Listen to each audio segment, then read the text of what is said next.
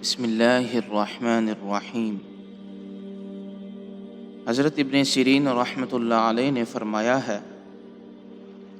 کہ اگر خواب میں دیکھے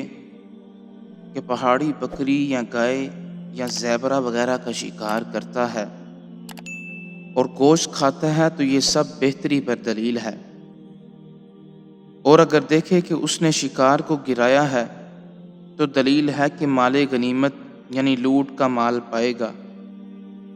حضرت ابراہیم کرمانی رحمۃ اللہ علیہ نے فرمایا ہے کہ جس شکار کو جال سے پکڑے